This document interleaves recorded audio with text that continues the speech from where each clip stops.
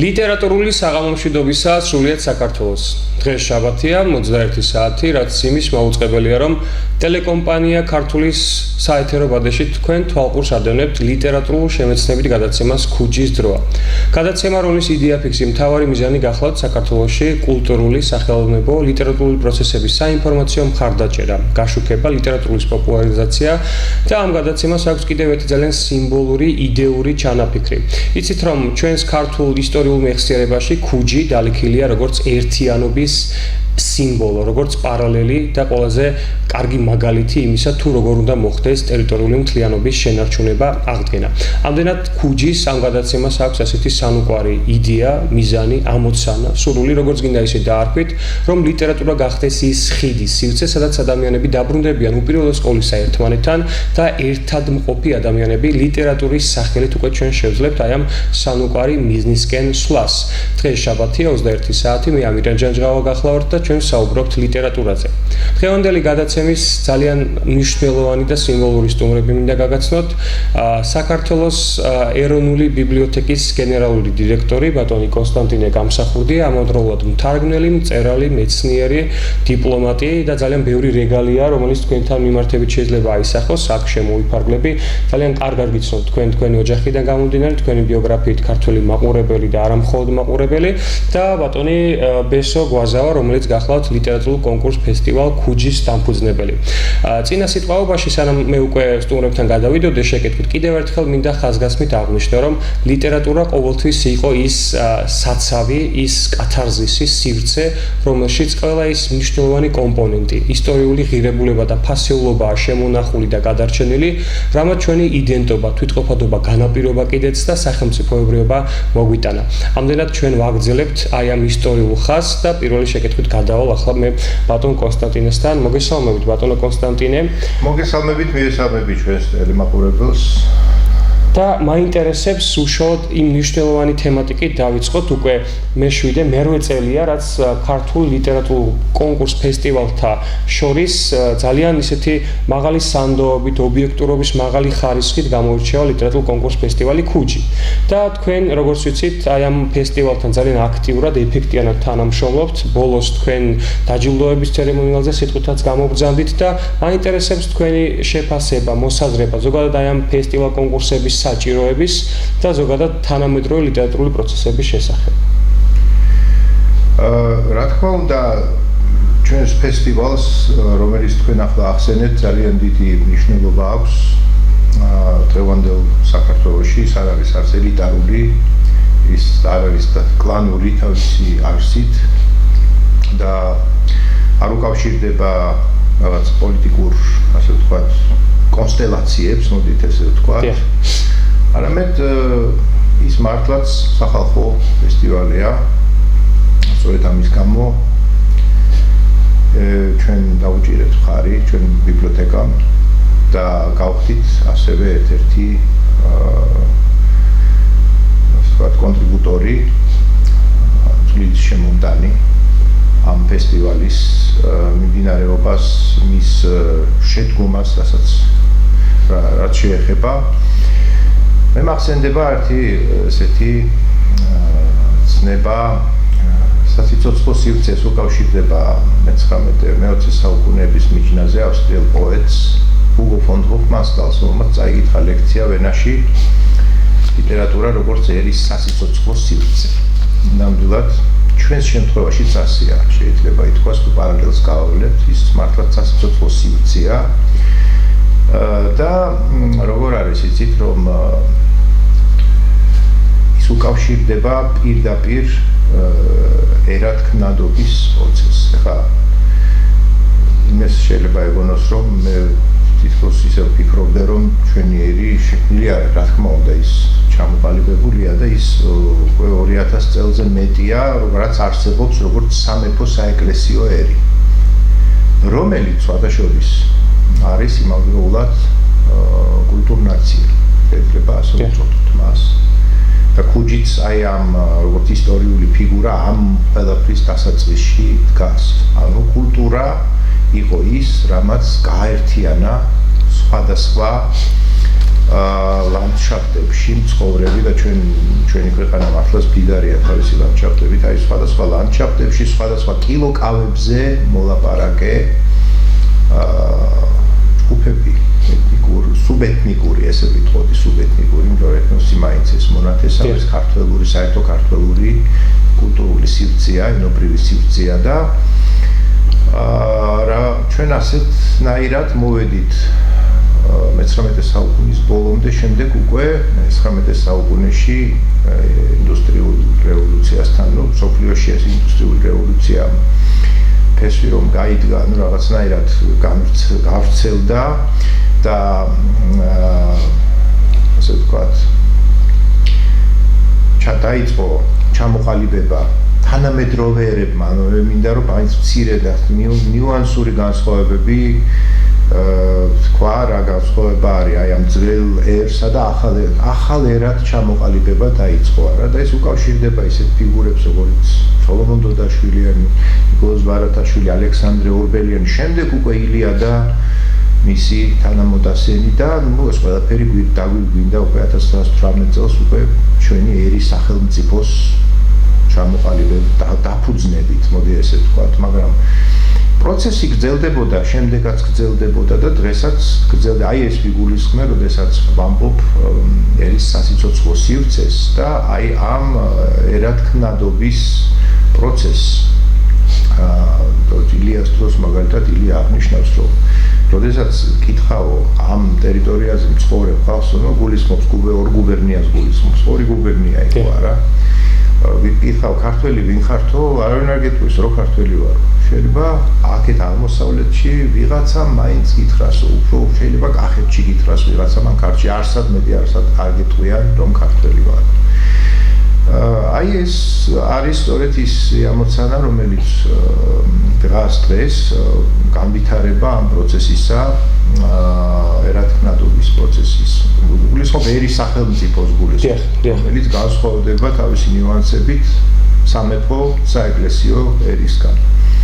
მაგრამ თანამედროვეობაში დიდი მნიშვნელობა აქვს იმას, რომ ჩვენი კლასიკა, რომელიც შეიქმნა სწორედ იმ სამეფო საეკლესიო ერში, ახალ დროშიც დაფასებული იქნეს ჩვენს მიერ, ახალ დროშიც ახლებურად იქნეს დანახული, ახლებურად იქნეს გააზრებული. ანუ ერთი მიმართულება არის ჩვენი კლასიკოსების მიმართ პატივისცემა და მეორე ეს არის უკვე ახალი ლიტერატურული პროცესი, რომელიც სულ მიმდინარეობდა პრაქტიკულად ის არასოდეს არ ჩერდებოდა ყოველთვის რაღაც ახალ ფორმებს წარმოქმნიდა. ეს იყო სწორედ ჩვენი გაინტერესება, ანუ ეს იყო ის ძირითადი მომენტი, რის გამოც ჩვენ დავინტერესდით ამ ფესტივალით და ხარი დაუჭირეთ. უნდა მოხდეს წარმოჩენა ახალი ავტორებისა, რომლებიც რა თქმა უნდა წერენ ქართულ სალიტერატურო ენაზე და ამავე დროს ისეთი ავტორები, რომლებიც ჩვენ საერთო ქართულ ენებზეც ქმნიან ტექსტებს. ჩვენმა ბიბლიოთეკამ ასეთი რუბრიკა შექმნა ჩვენი საერთო ქართული საუნჯე, ანუ ჩვენი საერთო ქართული ენები და პირველი რაც ჩვენ გავაკეთეთ, ეს იყო ჭიჭონაიას რომანის ბჟამორინელის გამოცემა, ჩვენ გამოვეცით და გეგმავთ სვანურ ენაზეც გამოვცეთ, წყობათუშურ ენაზე, ან ბაცბურ ენაზეც გამოვცეთ წიგნები. და რასაკვირველია, ქართული სალიტერატურო ენა ეს ძალიან მნიშვნელოვანია, ეს არის სწორედ ის დუღაბი, რომელმაც შეკრა ეს საქართველოს ერთიანი კულტურული სივრცე ჩამოაყალიბა. რაც შეეხება კულტურულ მეხსიერებას, კულტურული მეხსიერების მოვლა და მისი განვითარება ასევე ძალიან მნიშვნელოვანია. სწორედ ამისთვის არის საქართველოს ეროვნული ბიბლიოთეკა მოწოდებული. ჩვენ არა ვართ მხოლოდ წიგნსაცავი, არამედ ჩვენ ძალიან საინტერესო სამუზეუმო ფონდები გაგვაჩნია, არტეფაქტებით, ძალიან მნიშვნელოვანი არტეფაქტებით, ძალიან მნიშვნელოვანია ჩვენი არქივი, სადაც არის არაერთი მნიშვნელოვან ისტორიულ მოვლენასთან, პერიოდთან, ასევე მნიშვნელოვან პირებთან, ისტორიულ პირებთან დაკავშირებული მასალები დაცული და შენახული ჩვენთან. აი ეს არის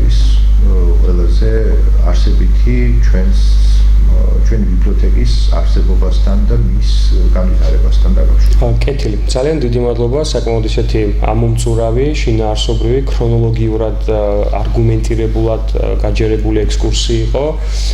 მეც რეპლიკის სახით გავაგრძელებ და აბსოლუტურად მინდა გავიზიაროთ თქვენი პოზიცია, ხედვა და დაგეთანხმოთ კიდევ ერთხელ, რომ ჩვენი ცნობიერების ინჟინერია, არქიტექტურა თავიდან ბოლომდე ბაზისურად ეფუძნება ამ ლიტერატურულ ფასეულობათა აი ამ იერარქიას, რითიც ჩვენ შინაგან კვლევის პროცესს მუდმივად ვინარჩუნებთ და თუნდაც ის პოსტულატი, რასაც ილია ყოველთვის აპელირებდა, მოძრაობა და მოძრაობა ზუსტადაც ლიტერატურული მოძრაობითაც არის გაჯერებული, გაგრძელებული და გადარჩენილი. მადლობა თქვენ კიდევ ერთხელ, ბატონო ბესო. მე მადლობა ვახსენე და მადლობა ისეთი ცოცხალი, მაგიური და ჯადოსნური სიტყვა, ეს მადლობა კიდევ ერთხელ მე მინდა გავაჟღერო ტელეკომპანია ქართულის მისამართით, რომელმაც დაგვითმო საეთერო დრო და აქვე გულისწყრომა გამოვხატო იმასთან მიმართებით, რომ სამწუხაროდ ქართული მედია მაინც და მაინც არ არის დაინტერესებული და განებივრებული მსგავსი ლიტერატურულ შემეცნებითი გადაცემებით, რაც ფიქრობ, რომ 1-1000 უფრო გემოვნებიან საინტერესო შინაარსიანს გახდი და პროცესს, ანუ მედიასა და ტელემაყურებელს შორის. ახლა რომ დაუბრუნდეთ ისევ ლიტერატურულ პროცესს ქუჯის.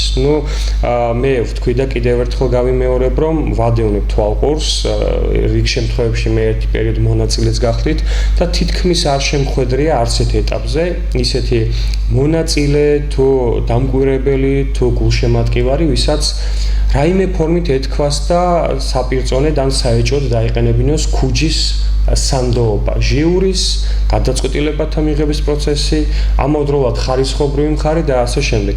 მაინტერესებს თვითონ ქუჯი როგორ ახერხებს აი ამ რთულ ბატონმა კონსტანტინემ კარგად შენიშნა, მენიშნა კიდეც, რომ აი ამ კლანურ, კლასტერულ, ეგრეთ წოდებულ ელიტარულ კონკურსთა შორის ყოველგვარი ფინანსური რესურსების და მხარდაჭერის მიღმა ამ ენთუზიაზმით როგორ ინარჩუნებს მოძრაობას და პირიქით არათუ ინარჩუნებს კვალდაკვალ პერიოდულად ვითარდება და იზრდება.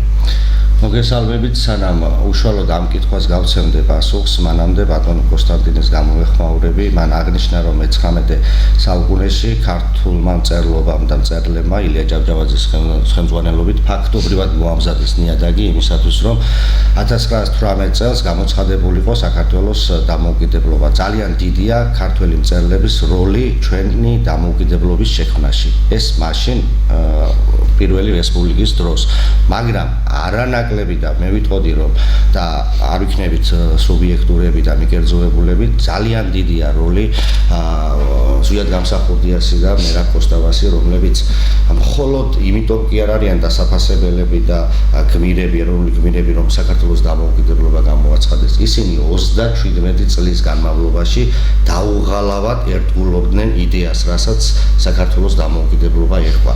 1918 წლის 26 მაისის დაკნინება არამც და არამც არ შეიძლება, მას თავისი ისტორიული ღირებულება აქვს, მაგრამ როგორც იმდროინდელი დიდი ქართველები წერდნენ, ეს იყო ნაჩუქარი ცხენივით მოპოვებული დამოუკიდებლობა, რასაც ვერ ვიტყვით 1991 წლის 9 აპრილზე. ეს არის ბრძოლის და სისხლით და ერთგულებით მოპოვებული დამოუკიდებლობა, რომელსაც გაფრთხილება, რომელსაც შენარჩუნება და რომელსაც ძალიან დიდი პატრიოტიზმის გზნობა უნდა. თუ დიდ ერებში პატრიოტიზმი მეტ-ნაკლებად შეიძლება მინავლებული იყოს, პატარა ერებში ეს აუცილებელია და ზუსტად რომ ბატონი მერაბის, ბატონი ზვიადის და იმ ერთეული დიდი ადამიანების, ეროვნული მოღვაწეების კვალდაკვალ უნდა შევძლოთ ჩვენ, რომ ქუჯის სახელით ქართველიერის სახელით ისე მოვახერხოთ გაერთიანება. ბოდიშის მოთხოვნით ბესო უფლებას ვერ მიცემთ ჩემთავს, შინაგანი მოთხოვნილება მაქვს და მორალური ვალდებულებაც, რომ სადაც ზვიად გამსახურდიას და მერაბ კოსტავას ახსენებენ, ჩემი ღია პატივისცემა არ გამოვხატო ამ ორი სულით კლდე, ბუმბერაზი, ტიტანი ადამიანების მიმართ და ყოველთვის ვამბობ, აი ძალიან მარტივი გახდა დღეს თვალსაჩინო შედარება, კრიტიკული ანალიზი. ეგრეთ წოდებულ თავისუფლების კვალდაკვალ ჩვენ ბევრ პროცესებს დავაკვირდით და იმ ეგრეთ წოდებულ სირთულეებში სხვადასხვა ეპითეტით მოიხსენიებენ, რასაც არ ვეთანხმები ხოლმე ძველ ეპოქას. ბატონი ზვიადის და ბატონი მერაბის სამეთყოლო ლექსიკა, მათი ტემბრი, შინაარსობრივი მხარე, ემოციური გამოტანა, თქმულით, ჩემთვის არის სამაგალითო ქრისტიანობა. უბადლო ცოდნა. კიდევ ერთხელ დასტურდება, რომ ჩვენ ვართ ვეფხისტყაოსნის სამშობლოდან, რომელმაც ევროპული კულტურის ფორმირების პროცესში ძალიან დიდი თანამონაწილეობა წვლილი შეიტანა და არაერთი ისეთი ღირებულება მისცა მსოფლიო ლიტერატურას თუ მსოფლიო კულტურულ ცნობიერებას. შორშوار წავიდეთ, მოდი ვთქვათ, ალტრუიზმი, მოდი ვთქვათ, მერიტოკრატია, მოდი ვთქვათ, ისეთი ამბები, როგორიცაა კოსმოპოლიტიზმი, იგივე ვაჟაზე პატრიოტიზმი რო ვახსენეთ, ხო, თანხმდებით, რომ რატომღაც თითქოს და ამ ორი ცნების ერთმანეთის დაპირისპირებაში მოყვანა ცდილობენ და რატომღაც აუცილებლად უნდა იყოს გლობალისტები, კოსმოპოლიტური აზროვნება, დედამიწის მიმართ თანაგრძნობა უნდა კონდეს, მაგრამ ვაჟაც ამას ამბობდა, კოსმოპოლიტიზმი თუ ნებისმიერი დიდი ღირებულება იწყება პატრიოტიზმით. პატრიოტიზმის გარეშე და მიღმა შეუძლებელია ეროვნული თუ პიროვნული, ასე ვთქვათ, რეალიზება და შედგომა. დავამატებ ბატონო ბესომ სრულიად მართებულად აღნიშნა სრულიად გამსახურდია და მერა პოსტოვას როლი ეს გაგრძელება იყო 1918 წლისა რა თქმა უნდა და მისი დაგვირგვინება მისი თქვა სრულყოფა და ახალ ხარისხზე აყვანა რასაც მერა პოსტოვა თვალშორის აღნიშნავს თავის ლექსში და თქვა რომ ორივე ლიტერატურულ პროცესში აქტიურად ჩართული იყო ამავდროულად ორივე მწერალი იყო თარგმნელი იმავდროულად ორივეს აქვს პოეტური კრებული მათ დარჩათ ნუ ხო დიდხანს არ იცოცხლეს მათ მერა 50 წლისა მაგრამ იცხოვრეს საუკუნეზე მეტი ნამდვილად იცხოვრეს საუკუნეზე მეტი და ორივეს დარჩა ძალიან საინტერესო კრებული პოეტური კრებული რომელიც ასევე მე საკმაოდ ვეცადე რომ ის მოსულიყო საზოგადოებრივი ყურადღების ცენტრში მოქცეულიყო ეს კრებულები ამას გარდა მათ აქვს ძალიან საინტერესო ლიტერატურათმცოდნეობითი და კულტუროლოგიური დაკვირვებანი რომელიც ასევე ერის საგანძურის ნაწილია დღეს და ალბათ ესეც ნიშანდობლივია დღეს ჩვენი ბიბლიოთეკა ახორციელებს ძალიან საინტერესო პროექტს უკვე დაწყებული გვაქვს ეს არის იმ თვითგამოცემის რეაქტუალიზაცია და ამავე დროს თავიდან უკვე მაღალი ხარისხით გამოცემა ისევე გამოცემა როგორც ჩვენ გავაკეთეთ უკვე გიგანტური წიგნის სახით ეს არის ილია ჭავჭავაძის ივერი 1886 წლისა და ეხლა მუშაობთ 1887 წლის ყველა ნომერზე გიგანტური წიგნი ეს არის დაახლოებით 1000-ზე მეტი გვერდია წიგნი არის 55 სანტიმეტრი 42-ზე, ну წარმოიდგინეთ რა მხელა წიგნია, იწონის 15 კილოგრამს დაახლოებით, უზარმაზარი წიგნი. ჩვენ ასევე გვინდა გავაკეთოთ ოქროს საწლის სულ 4 ნომერი არის გამოცემული, მაგრამ არის დაზიანებული, მოგეხსენებათ, ამას ობიექტური მიზეზები აქვს. დაზიანებული ასოები არ იკითხება, ან გადაშლილი, ან გადათხაბნილია ეს ხომ იატაკქვეშეთში მზადდებოდა რა და ეს რა კრებულია? ეს არის ის კრებული, რომელსაც გამოსცემდნენ ზედ გამსახურდია და მერა პოსტა 1974-დან 1977 წლამდე 4 ნომერი მოესწრო და აქ იყვნენ ის ავტორები, აქ იყო ის ლიტერატურა, რომელიც საბჭოურ მეინსტრიმში ვერ მოხვდა, რომელსაც საბჭოური მეინსტრიმი არ ბეჭდავდა. ახლა თით ვერ ვიტყვით, რომ ახლა ეს ანტისაბჭოთა იყო თავისი ესე პირდაპირ ვერ ახლა ეს იცი როგორ იყო ზვიადიც და მერაბიც ცდილობდნენ, რომ კოლიზიაში არ მოსულიყვნენ მაშინდელ კანონმდებლობასთან, ну პირდაპირ ახლა განსხვავებული აზრის ხონას, რა თქმა უნდა, აქ ცხადია, ისინი აქ არ გამოირჩეოდნენ იმითი, რომ ჩვენ დავემორჩილებით არც ერთ შემთხვევაში, მაგრამ ისინი გარეგნულად კანონს არ არღვევდნენ, მაგრამ სამაგიეროდ თავის აზრს ყოველთვის ეროვნულ ხასს ატარებდნენ და ისინი ყოველთვის ამბობდნენ, რომ ჩვენ ეროვნულ ის რაც ეროვნულია, ამას ყოველთვის ვიტყვით და ყოველთვის დავიცავთ. და სხვადასხვა ის 1978 წელს რომ იყო აი ტაქტიკურ უკანდახევას, რასაც ეძახიან იქაც, ზედ გამსახურდია ამბობს, რომ მე ასე ვთქვათ, შეცდომად ჩავთვალე ზოგიერთი ანტისაბჭოური ლიტერატურის ან ტექსტის გამოქვეყნება მართალია, მაგრამ არც ერთი პუნქტი მე ჩემი ეროვნული მოღვაწეობის არ მიყვია. და რატომ იცით, რატომ ეს ძალიან სახიფათო იყო. ეს ეროვნული საქმე ჩავარდებოდა ძალიან დიდ საფრთხეში, იმიტომ რომ მას მოყვებოდა გაძევება. გიხდით იმ პროცესებს ძალიან კარგი პასუხი გასცა თვით ბატონმა მერაბოსტავამ და ამით მან დაასრულა ამ თემაზე საუბარი, რომ ამას მოყვებოდა სამშობლოდან გაძევება. აი ეს იყო ყველაზე დიდი საფრთხე საქართველოსთან. საბჭოთა კავშირი ახლა ეს გასაგებია, ეს რაზონაც იყო და გაძევება ნიშნავდა იმას, რომ აქ მოხდებოდა ყველანაირი ეროვნული საქმე, აქტივობა, საერთოდ რაზე იქნებოდა ლაპარაკი, წარმოიდგინეთ. ქვეყანაში, რესპუბლიკაში, სადაც ყველაზე ძლიერი კომპარტია იყო და ყველაზე ძლიერი უშუალოების აპარატი. ანუ ჩვენ გვინდა რომ ეს გამოვცეთ, ეს 4 ძალიან შემდეგ გვინდა რომ საინტერესო და საჭირო ლიტერატურული პროცესის ცხადსაქმნელად ძალიან მნიშვნელოვანი გამოცემა იქნება და ძალიან მალე ალბათ იქნება ამის პრეზენტაციაც უკვე. რამდენადაც ეს იცით როგორ არის, როდესაც ითქმის რომ ესა თუ ის გამოცემა არის არქივში. ხა მე პირდაპირ შეხება მაქვს ამ ყველაფერთან და მე დავწმუნდი ერთ რამეში რომ ძალიან ხშირად რაღაცა აკლია, ფურცელი შეიძლება აკლდეს, შეიძლება ხარვეზიანი იყოს და ვერავინ ვერ წაიკითხოს. ანუ არ ჩავთვალოთ ის რომ ჩვენ გვაქვს რაღაცა არქივებში და ეს მართლა რეალურად გვაქვს. ჩვენ იძულებული ვართ რომ მივმართოთ სხვა ბიბლიოთეკებს, მივმართოთ სხვა არქივებს. ჩვენ მაგალითად მივმართეთ ვარშავის არქივს. ვარშავის არქივში აღმოჩნდა რომ ომის შედეგად ყველაფერი დაფერფლილია, იქაც შეიძლება რაღაცები ყოფილიყო არა.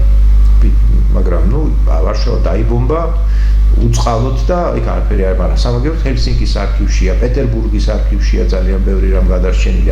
აი ასე უნდა შევაკოწიწოთ ყველაფერი და შევავსოთ.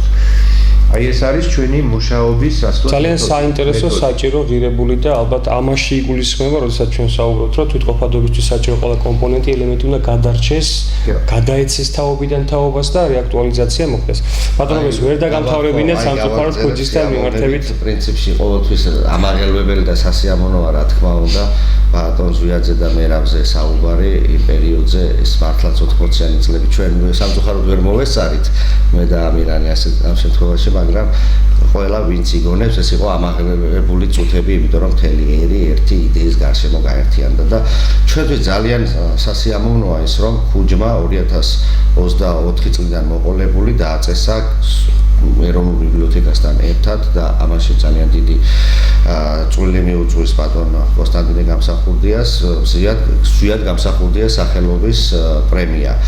ჩვენ როგორც ვიცით, ეს ადრეც გაიცემოდა, სულ ორჯერ გაიცა წვეტით ზვიადის პრემია, მაგრამ რატომღაც შეწყდა და აი შარშანდელიდან მოყოლებული წელსაც გავეცვით გამსახურდიას პრემია და ორივე ვფიქრობ, რომ ღირსეული ადამიანი დაჯილდოვდა. ერთი გიორგი სიჭინავა, რომელიც ქართულად და მეგრულად წერდა არაჩვეულებრივად და იყო ეროვნული ადამიანი, სამწუხაროდ მალევე გარდაიცვალა და წელს უკვე შაჰნამეს ავტორი, ხშირად ვახსენებთ ხოლმე, რუსთაველის პრემიის ლაურეატი ქალბატონი ბელა შარვაშვილი გახდა ამ პრემიის გამარჯვებული. ჩვენ ერთობლივად ეროვნულ ბიბლიოთეკასთან ერთად გამოვეცით და გაგრძელდება 2026 წელსაც ალმანახი ქუჯი 2024, რომელიც წელს გამოვიდა და წლევანდელი კონკურსის შესახებ ინფორმაციები უკვე 2026 წელს დაიბეჭდება და აქვე დავამატებ იმასაც, რომ 2025 წლის ფარგლებში პრემია ქუჯი ერთიანი საქართველოში დავაჯილდოვეთ არაჩვეულებრივი მხატვარი, უკვე ასაკში მყოფი, შესანიშნავი მწერალი, ასევე რეზო ადამია, რომელსაც ასე ვთქვათ, ბონუსად საჯარო ბიბლიოთეკამ გაუკეთა ის, რომ მისი ახალი წიგნი გამოვა 2026 წლის დასაწყისში და ეს იქნება აბსოლუტურად ახლებული ნახატები შოთა რუსთაველის. ანუ უკვე არსებული სტერეოტიპი დაარღვია მან და თავისი წარმოსახვით აშუღური ქუდით რუსთაველი აღარ იქნება, უფრო როგორი იცით, აი გალაქტიონს აქვს ასეთი ფრაზა რუსთაველი მახსოვს ბავშვი, აი დაახლოებით აი ალბათ ამ განწყობის საინტერესო და რაღაცა იესოს თვალებით არის დახატული, ძალიან საინტერესო დახატებია და რა თქმა უნდა თვითონ ავტორის ტექსტი ერთვის იცით რა არის, მე მინდა ასევე დავამატო ერთი რამ ვისარგებლო შემთხვევით და ბატონ ლერი ალიმონაკს მიულოცო იუბილე და ფოტოშორის გუშინ მოიტანეს ჩვენთან ხელმოწერები ტერენტი გრანელის გადასვენების მოთხოვნით თათმინდის მწერალთა და საზოგადო მოღვაწეთა პანთეონში და როგორ არის იცით რომ არიან შემოქმედები და არიან მათი აი ერთი კაცია ხოლმე რომელიც ხრებზეც გადადის ამ შემოქმედის პოპულარიზება ასე იყო მაგალითად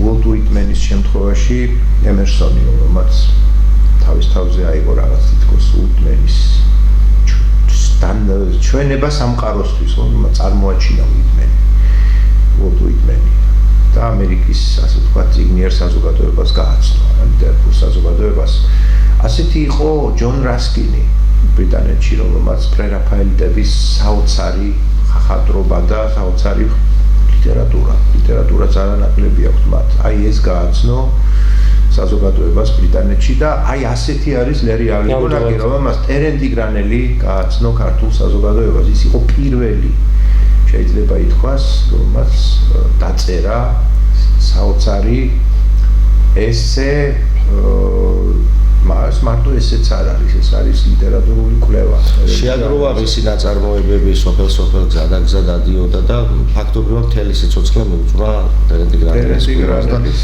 წელს 85 წლის გახდა და ალბათ დროა რომ უფრო ჯერ უნდა დაფასდეს მისი მეც ჩვენი მხრიდან ჩვენ კიდევ გიორგი ჭკვენდელის პრემია მას წელს მე მახსოვს სადღაც ალბათ ვიქნებოდი 14 წლის ასაკში წავიკითხე ის ციგნი ტერენტი გრანელი რომელსაც ლერი ალიმონაკის წინასწყვეტობა ჰქონდა და ჩემში აი ის შთაბეჭდილება რაც მაშინ მივიღე დღემდე მომყვება სრულიად ხელშეუხებელია. ტერენტი იყო ერთადერთი თქვენ კარგად მოგეხსენებათ, ერთადერთი მწერალი, ერთადერთი პოეტი უბრალოდ რომელსაც არც ერთი ლექსი არც ლერინისტვის, არც სტალინისტვის და არც საბჭოთა კავშირისთვის არ უძღვნია. არ არსებობს ესეთი ჩანაწერი. რა თქმა უნდა და პირველი მწერალი ვინც დაწერა 20-იან წლებში, აი გამოსვლისთანავე დაწერა რეცენზია ტერენტი გრანელის კრებულზე იყო კონსტანტინე გამსახურდი. და სადაც ძალიან დადებითად და აღმატებითად შეაფასა ეს კრებული. ჩვენს თაობას ჭირდება ქრისტეს სახის ქრისტეს შემოხედვა ჭირდება. აი ეს თითქოს ქრისტეს სახე გვიყურებს ამ კრებულიდან. ასეთი შედარება იყო.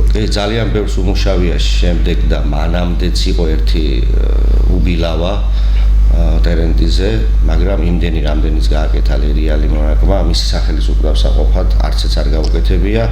სხვადასხვა რეზო ადამიანის ნახატები არაჩვეულებრივია ტერენტი გრანელზე, ასევე მისი პოპულარიზაციაში დიდი როლი შეასრულეს მერაბ კოსტავამ და ზვიად გამსახურდიამ, როცა ლექსები უძუნეს და ახლა კიდე უკვე ციკლია ზვიად გამსახურდიას თვარის ნიშნობაში არის ციკლი ტერენტი გრანელი.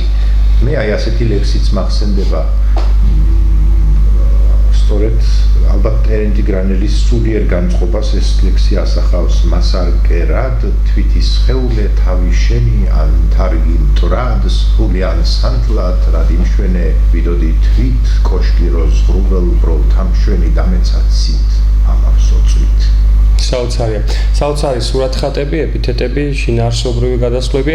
მოკლედ ძალიან გამიოლეთ საქმე, არათუ გამიოლეთ იმოდენა სიამოვნებას მინიჭება, კენაღამ ჩემი ამპულად დავივიწყე კიდეც და გამოვეთიშე პროცესს. აბსოლუტურად დავრჩი მაყურებელი და დარწმუნებული ვარ, ჩვენი ტელემაყურებელი ძალიან დიდ სიამოვნებას მიენიჭებს აი ესეთი რაფინირებული, ძალიან შინაარსობრივ ემოციური, ცოცხალი სურნელის მატარებელი ამბების გაზიარება გახსენებით. მეც ბატონ ლერი ალიმონაკს მივულოცავ 20 იუბილეს, მადლობას გადავუხდი ამ ყველა საქმიანობისთვის.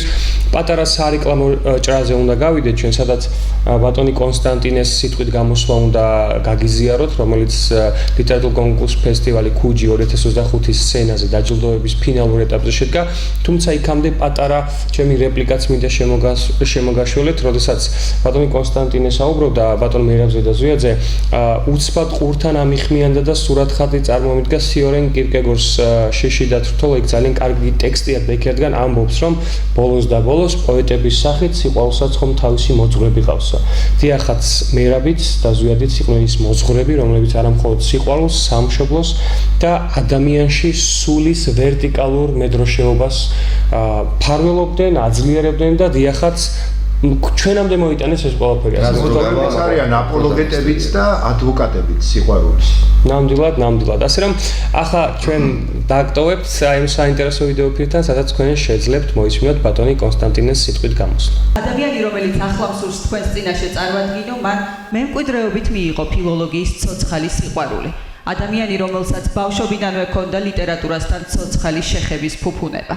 სცენაზე ვთხოვ საქართველოს ეროვნული ბიბლიოთეკის დირექტორს ბატონ კონსტანტინე გამსახურდიას.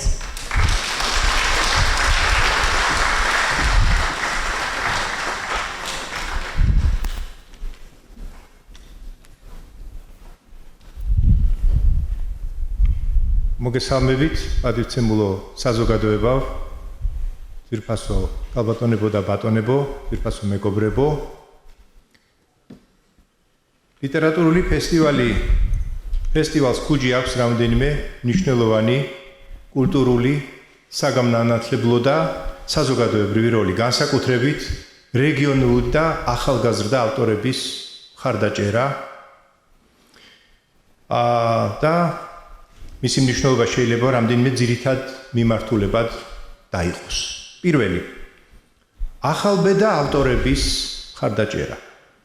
ფესტივალი აძლევს სივრცეს და ბიძს მათ, ვინც პირველად ცდილობს ლიტერატურულ სამყაროში შეღწევას, მონაწილეებმა, რომლებიც ხშირად არ არიან ფართო აუდიტორიისთვის ცნობილნი. აი აქ შესაძლებლობა აქვს წარადგინონ თავიანთი ლექსები, მიიღონ პროფესიული შეფასება და გაიმარჯვონ. რა შედეგი გვაქვს ჩვენ აქედან? ახალგაზრდა ავტორები არჩებიან ჭრილში, ისინი ხდებიან ხილულნი და აქტიური მონაწილენი ქართულ ლიტერატურულ სივრცეში. მეორე, რეგიონული ლიტერატურული ცენტრების გაძლიერება.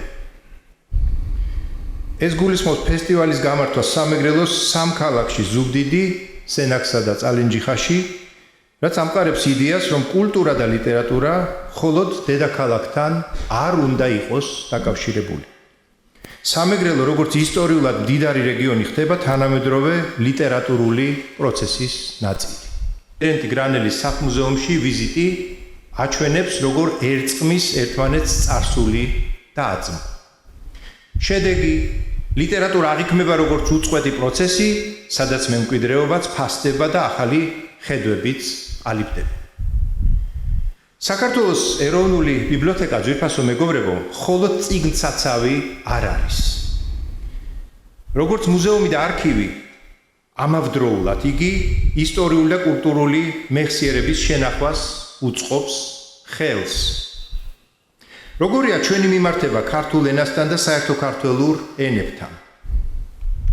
მეგრულთან, სვანურთან, წოვათუშურთან, ისეთი როგორიც ჰქონდათ ახალი ეპოქის კონცეპტუალისტ მწერლებს, მაგალითად კონსტანტინე გამსახურდიას და ალექსანდრე აბაშელს, მეცნიერებს, მაგალითად თედო სახოკიას, სიმონ ჯანაშიას, აკაკი შანიძეს, ტოგო გუდავას, თამაზ გამყრელიძეს, არნოლდ ჩიკობავას.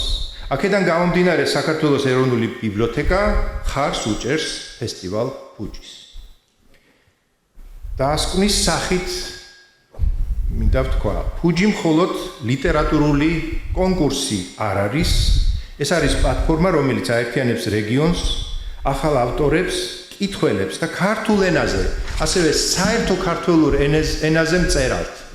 მისი მნიშვნელობა ვლინდება იმაში, რომ იგი ქმნის სივრცეს ახალი ლიტერატურული ხმებისთვის და აძლიერებს ქვეყნის კულტურულ მრავალფეროვნებას. მე მინდა წარმატება უსურვო ფესტივალს და ისურვოთ ასევე ნაყოფიერი სასიამოვნო საღამო. გაბლობთ. მადლობა. ქუჯის დრო აგრძელდება და გაგრძელდება მანამ, სანამ იქნება ლიტერატურა, სანამ იქნება ხელოვნება, კულტურა, სანამ იქნებიან ესეთი საოცარი ადამიანები, რომლებიც ყველაზე მთავარ ფასეულ ღირებულებაზე ჩვენს სულიერ კვებით, ასე რომ ვთქვათ, რაციონზე ასე ეფექტიანად ზრუნავენ. ჩვენ საწყის ეტაპზე ვახსენეთ ბატონ კონსტანტინეს რეგალიათა შორის ერთ-ერთი მთარგმნელობით საქმიანობა და ბატონ კონსტანტინე, როგორც ვიცით, თქვენ უკვე ამზადებთ მე-19-21 საუკუნის გერმანულ ენოვან მწერალ გამოვიდა უკვე კეთილი. პრეზენტაცია ხომ არ ყოფილა, ან თუ იქნება და აი ამ დეტალებთან და თვითონ წიგნთან მიმართებით ცოტა უფრო შინაარსობრივი ექსკურსი რომ გერმანულენოვანი პოეზია მე-19-21 საუკუნეებისა, აქ არიან გერმანელი, ავსტრიელი და შვეიცარიელი ავტორები. იწყება გოეთეთი, პირველი ავტორი არის გოეთე და სხვა შორის გოეთე არის გამოსახული წიგნის სუპერზე. ყდაზე და ბოლო ავტორები არიან ჯერაც ცოცხალი ორი ავტორია, ერთი ეს არის ვოლფ ბირმანი, რომელიც იყო გერმანიის დემოკრატიულ რესპუბლიკაში ჯერ კიდევ დისიდენტი და ახლა ცოცხალია და მე შევხედრი ვარ მას. და მეორე არის ნობელის პრემიის ლაურეატი პეტერ ჰანდკე. ესენი ბოლო ავტორებია, ორი ცოცხალი ავტორია. ერთი კიდევ იყო ახლახანს გარდაცვლილი ჰანს მაგნუს ენცენცბერგერი. ესა გერმანელი ავტორია. მე შევეცადე რომ ავტორების რაოდენობა დაკავშირებული ყოფილიყო ჟანრობრივ, ასე ვთქვათ, მრავალფეროვნებასთან, თუ იყო კლასიკა, რომანტიზმი, იმპრესიონიზმი, რეალიზმი, ასე ვთქვათ, კიდევ სხვადასხვა ჟანრებია, რომელიც მნიშვნელოვანია გერმანულ, ავსტრიულ თუ შვეიცარიულ ლიტერატურაში. ალეატორიკა თუ სხვა. აქ შესაბამისი ავტორები შერჩეულია სწორედ ჟანრებთან დაკავშირებით, მაგალითად ასეთია მაგალითად რაინერ მარია რილკე, ფრანც ვერფელი, ედუარდ მერიკე, ფრიდრიხ ჰოლდერლინი ხო, ეს არის რომანტიზმი, ოღონდ რომელშიც ძალიან დიდი როლი აქვს საბერძნეთის, ასე ვთქვათ, აღორძინებას, ძველი საბერძნეთის და ბიბლიურ თემატიკის წარმოჩენას, ხო, ტიტანიანი ტექსტებია საკმაოდ. ეს 350 გვერდია ეს წიგნი. თანამედროვე დისკურსები, დისკურსული პოეზია, რომელიც აი რაღაცით ზაუმს ენათესავება, ან აბსტრაქტულ მსჯელობას, ან რეზონიორობასაც მოგვაგონებს. ასენი არიან მაგალითად მარი ლუიზე კაშნიცი, იქნება ინგებორგ ბახმანი, პაულ ცელანი მაგალითად ხო ეს ცნობილი სიკვდილის ფუგა, რომელიც რამდენიმე ქართველ ავტორს აქვს მცდელობა მისი თარგმნისა. ამ სიკვდილის ფუგის, კიდევ ბევრი, საერთოდ ჯამში 36 ავტორი. ძალიან საინტერესო პრეზენტაცია თუ იგეგმება და მკითხველს როდის შეიძლება უშუალოდ ამ წიგნთან შეხვედრა და რა თქმა უნდა იქნება პრეზენტაცია და შესაძლებლობა ექნებათ რომ აიღოს წიგნი იქნება დალაგებული და ეს წიგნი გაყიდვაში არ არის მეტად ჯერჯერობით არ არის, თუმცა მე მაქვს და სასაჩუქრე ეგზემპლარებადაც საკმაოდ დავარიგე. იმეც ვიტოვებ რომ ჩვენ არ გამორჩებით ამ პრეზენტაციას და თავს მივცემ უფლებას. რა თქმა უნდა არ გამორჩებით. ვიქნები ზედმიწევი ცოტათი ეგოისტი და ვიბრძოლებ ამ წიგნის დასაკუთრებისთვის, იმიტომ რომ არაფერია წიგთა მოძღვრებაზე უდიდეს ღირებულება, როგორც ჩვენი დიდი მეფე დავით აღმაშენებელი წერდა და საუბრობდა. ძალიან დიდი მადლობა თქვენ აი ესეთი მნიშვნელოვანი საქმიანობისთვის. იქ გოეთესთან ფაუსტში მახსენდება სისხლის ფუნქციურ როლზე მნიშვნელობაზე ძალიან დიდი ხაზგასმაა და განსაკუთრებული სითხეა, მეფისტოფელი ამბობს. მეფისტოფელი, დიახ და მე ახლა იმის თქმა მინდა რომ ჩემთვის ნამდვილად არ არის განცვიფრების ან რაღაც გაკვირვების წინაპირობა თქვენი ეს მრავალწახნაგოვანი ეს ფილოსოფიური კონტექსტების საქმიანობა, ერუდიცია, შინაგანი ემოციური ინტელექტი, იმიტომ რომ თქვენ სისხლში ზვიად გამსახურდია და ამიტომ მე ფაქტობრივად კონსტანტინე გამსახურდია და ფაქტობრივად ამ მიღმურ ტრანსცენდენტურ კავშირს და ემოციურ მას უგრძნობ. არ ვიცი მაყურებელი რამდენად იგრძნობს, მაგრამ ვტკბები აი ამ სიამოვნების მინიჭებით. მადლობა თქვენ კიდევ ერთხელ და გადაცემის ბოლოსთვის კიდევ ერთხელ ბატონო ბესო, ქუჯის როგორც ვიცი, თქვენ თქვით რომ უნდა გავაერთიანოთ ქართული მწერლებიო და ქუჯი ცოტა მეტად ამბიციური და შორს მჭრეტი გამოდგა და ახლა ლატვიურ მწერლებსაც გადაწყვეტა და როგორც ვიცით, გეგმებში თქვენ მონახაში გაქვთ ლატვიური, ასე რომ ვთქვათ, მწერალთა საზოგადოების მასპინძლობა. აი ორიოდე სიტყვით რომ გაგიმართება გაიმართება ქუჯი 2026-ის დაჯილდოება ამჯერად სუგდიდში და ჩვენ როგორც წინა დააღვნიშნეთ წინა გადაცემებში პირველი შემთხვევა იყო რომ საერთაშორისო გავხადეთ ეს ჩვენი კონკურს ფესტივალი და ამჯერად ვეპატიჟებით აქეთ ლატვიელ სტუმრებს. რა თქმა უნდა დაესწრება ბატონი კონსტანტინეც ამ ღონისძიებას და ამ ორ ერს შორის ეს ურთიერთობები კიდევ უფრო გამყარდება ჯერ ლიტერატურულად და მერე უკვე ალბათ სავსებით შესაძლებელია რომ სახელმწიფოებს შორის, იმიტომ რომ ბალტიისპირებთან 90-იან წლებში ჩვენ არაჩვეულებრივი ურთიერთობა გქონდა და ფაქტობრივად ერთდროულად გამოცხადდა საქართველოსი და მათი დამოუკიდებლობა და პირველ პრეზიდენტს აქტიური ურთიერთობა ჰქონდა იმ ქვეყნის პრეზიდენტებთან. აი ეს არის რაც შეგვიძლია გითხრათ და მერე უკვე აი საჯარო ბიბლიოთეკასთან ერთად ყოველ შემოდგომაზე ჩვენ ვატარებთ ქართველური ენების კონკურსს.